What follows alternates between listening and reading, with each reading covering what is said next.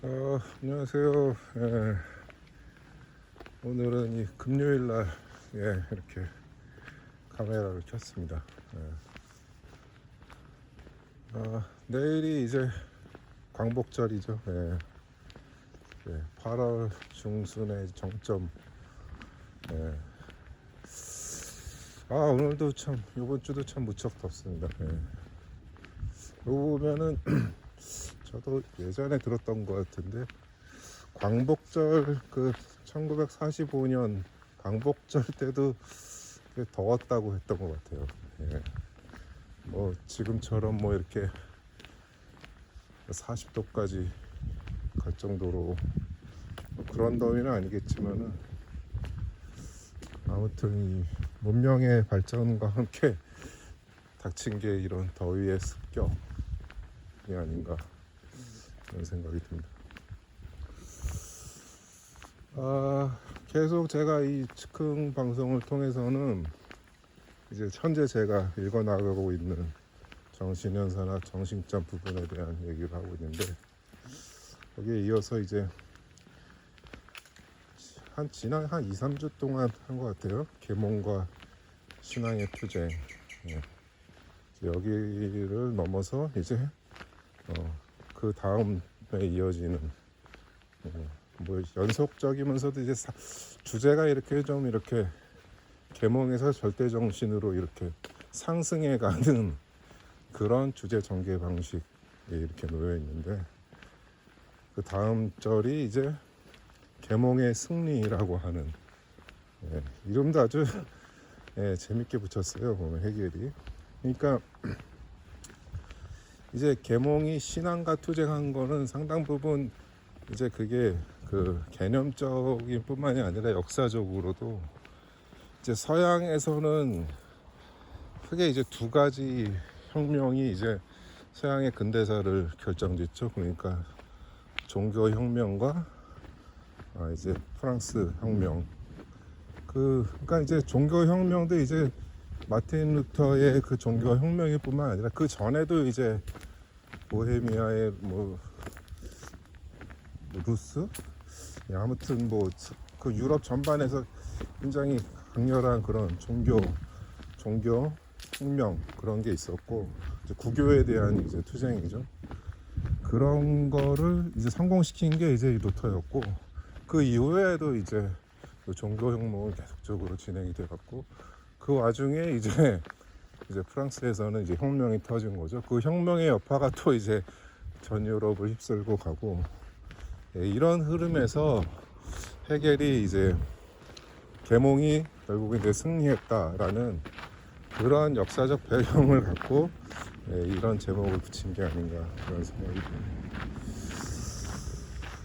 그래서 계몽이 이제 신앙에 대해서 승리를 거뒀는데, 근데 이제 그 승리라는 게 결국에는 이제 반쪽짜리 승리라고 하는 거죠. 그러니까 계몽이 신앙에 대해 승리를 거뒀지만은 다시 또 신앙과 같은 그런 이제 오류라기보다는 그런 어떤 양태, 그런 양상에 빠져든다라고 하는 식으로 나갑니다. 이제 그게 뭐냐면은 하나의 신앙이 이제 둘 다 이제 신앙과 계몽은 둘 다 순수한 의식이긴 하지만은 근데 신앙은 결국에는 이제 뭐 초월자와 개별자 이런 걸로 이렇게 양극화되고 그 둘이 어떻게 이렇게 매개되지 못하고 갈라서 있는 그런 양상으로 갔다면은 이제 계몽도 이제 똑같이 그런 양분된 상태로 간다라고 하는 겁니다.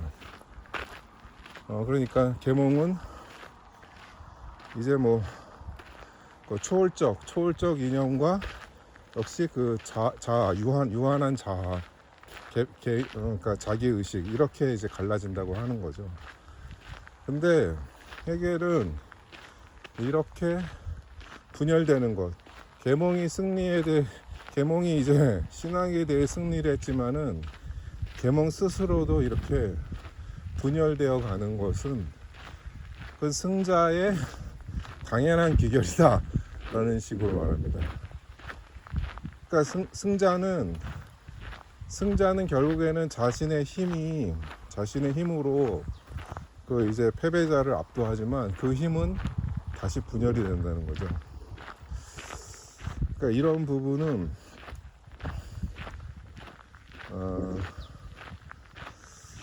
상당 부분 이제 뭐 자기 시사하는 점이 되게 많고, 하나의 그 해겔 논리학의 그런 발상 자체를 다시 또 이렇게 시작하고 그것을 좀 더 구체적으로 표현해 주는 그런 서술이라고 이렇게 할 수 있겠습니다. 그래서 이렇게 이제 이런 절대적 본질, 초월적인 것과 유한한 것, 개별자, 이런 것의 이런 분리가 또 이어지는 문장에서는 거기에 대해서 서술을 하는데, 상당히 짧은 문단인데도 상당히 좀 함축하는 바가 이렇게 큰 그런 논의를 또 펼쳐나갑니다. 그러니까 이게 그 계몽의 승리라는 절에서 이게 문단 사이에 굉장히 그 간극이 심할 정도로 그 의미의 층위를 상당히 달리하는 그런 것들이 이렇게 깔려 있는 그런 문장이라서, 나중에 이 문장은 이제 강독 방송에서 아마 한 수개월 걸리겠죠. 강독 방송에서 이걸 다루려면. 지금도 뭐 아직 이성장에서 아직 강독 방송을 진행 중이라서 좀 나중에도 다루겠지만은, 아무튼 거기에서 이렇게 다뤄지는 것들이, 그러니까 간단하게 제가 거기에 대한 걸 얘기를 하면은, 그러니까 이제 계몽도 이제 계몽은 절대적 본질과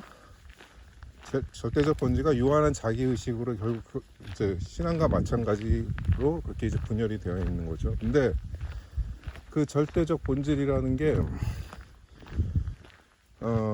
그것이 결국에는 그게 절대적 본질이 결국 자기의식의 다른 형태로 가는 것인데, 그것이 마치 이제 타자처럼 이제 자기의식에게 다가온다고 하는 겁니다.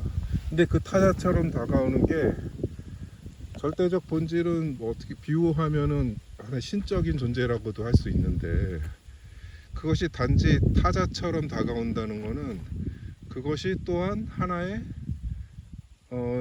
하나의 사물성으로 그 감각적인 존재로 또 다가온다라고 하는 거예요.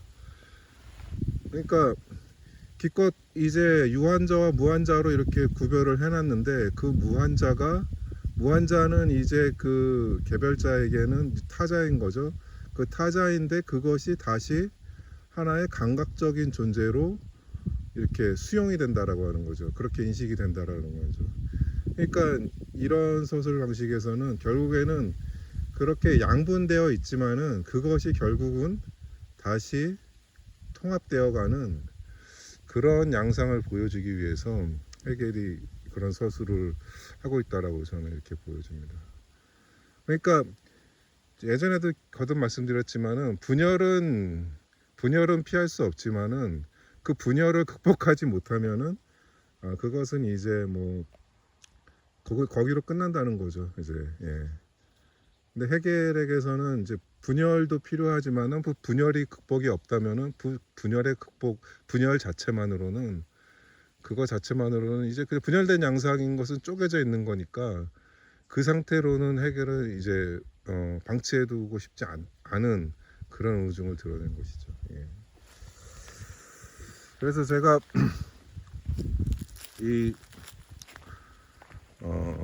이런 이게 승리하는 의식이, 이런 계몽이 이렇게 이제 이중화되는 것, 자기 분열을 겪는 것이라고 하는 양상이라는 거는, 요즘에 또 이 한국 정치 이 드라마를 보면은 이런 구도가 또 형성되고 있죠.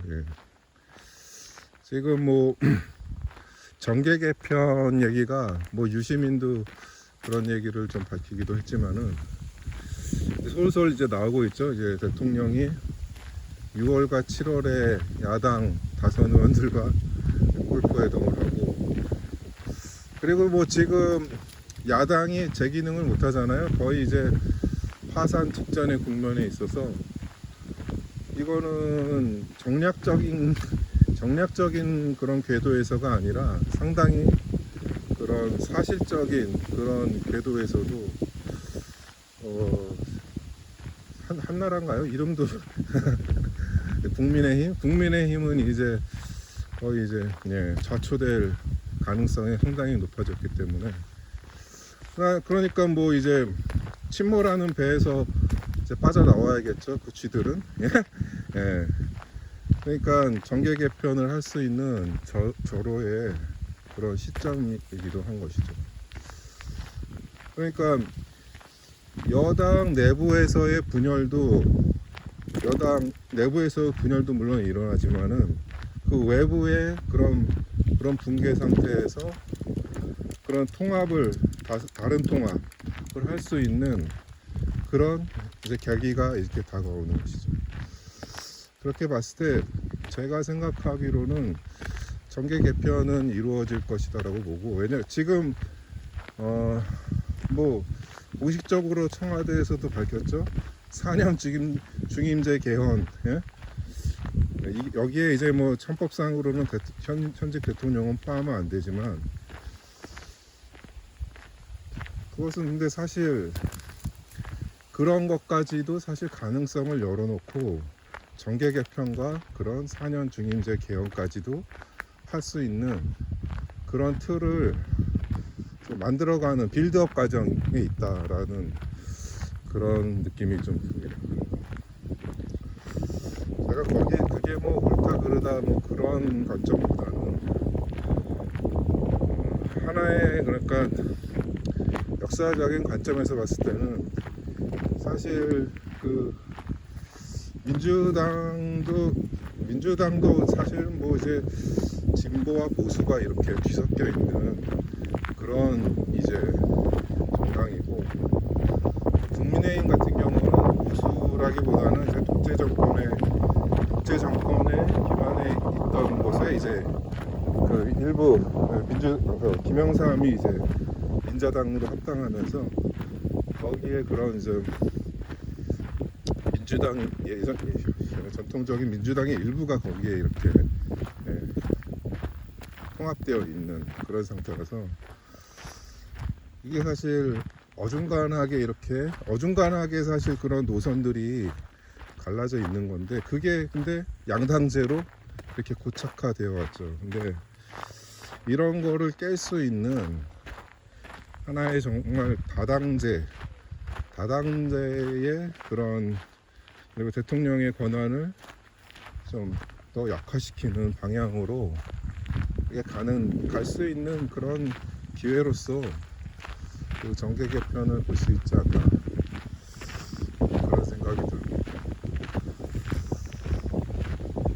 그리고 뭐 현직 대통령을 포함한 4년 중임제 분권형 개헌이라고 하는 것은 거기에 대해서는 제가 아직까지도 그렇게 입장이, 제 생각이 아직은 정리가 되지는 않았고, 아무튼 그런